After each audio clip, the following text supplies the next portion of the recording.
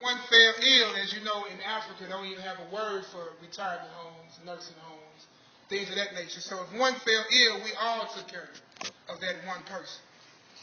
If you had a bright child in a family who immediate parents cannot afford to educate, the others will educate him. Property, especially land, will often belong to the whole extended family.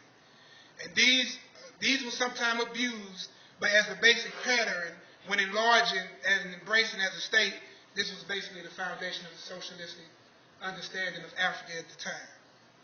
Now, I will have to talk about the history somewhat, and again, you can't get it all, but just some of the key things I saw which kind of helped with the decline of African societies. First of all, one should know that all civilizations, regardless of how great they are or seem, eventually decline for various internal or external reasons. Egypt, Ethiopia, Rome, Greece, Ghana, Mali, Songhai, and of the late, which would be British, French, and American empires, all suffer these tendencies. Secondly, it should be noted that the conquest and the colonization of Africa took over 400 years from the mid-1400s to the 1800s, which accumulated the partition, what we see now in Africa, by the Europeans. Finally, to discuss the critical fall of Africa, one must realize that Africa as a whole did not fall, but separated empires, states, nations, ethnic groups, and eventually the conquering and colonization was the fall of what we knew as socialism in Africa to what we are today. This was the Europeans' advantage, but still the conquest and colonization of Africa proved to be a 400-year project which ended in a great part less than 70 years ago as a result of the African independence struggles.